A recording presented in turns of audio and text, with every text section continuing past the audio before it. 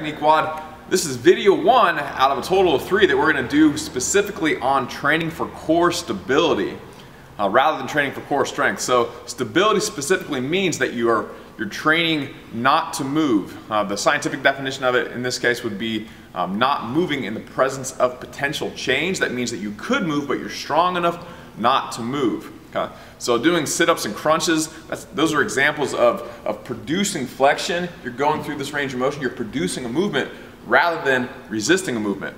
The one I want to focus on today is resisting extension, and then we're going to come back on videos 2 and 3. We're going to talk about resisting lateral flexion at your trunk and resisting rotation at your trunk. But like I said, for this video today, we're going to talk about resisting hyperextension of your low back. So your abs, when they contract, they also keep you from going into this position in addition to what most people are familiar with, which is producing flexion when you're doing things like crunches. Okay? So one of the things that people are most familiar with resisting extension is just holding a solid push-up position.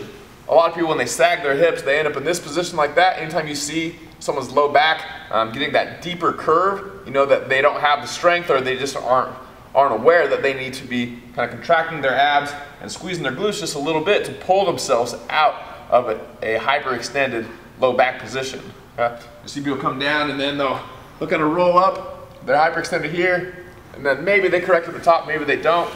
Those people are a prime candidate for this type of training, where we're training specifically to resist extension of our low back. So number 1, just doing your push-ups correctly will help with this. Number 2, if you want to kind of back it off just a little bit, you can always start with just a push-up hold or a regular plank type hold.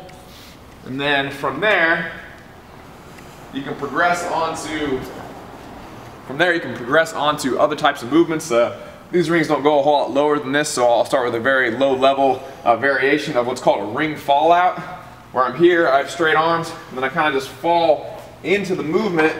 I only go as far as I can where I don't break here where I hyperextend. If you're a person that goes out a little bit and then you have to go like this to keep the movement, you'll see people kind of reach and they'll stick their butt out, then you know you've gone slightly too far, and the resistance there is a little bit too much for your core musculature to handle, and you need to back it off or just shorten the range of motion of that movement.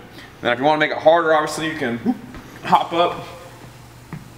You can hop up and start push-up position, and then if you want to, you can just do little oscillations and do 8 or 10 just like that. Or if you're stronger, you can go out a little bit further.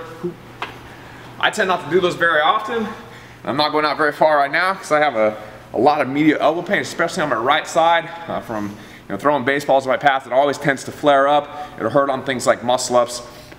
So if you're a person that has tender elbows, doing it on your knees like I was talking about, or excuse me, on your elbows like I was talking about earlier with the plank position is a good option.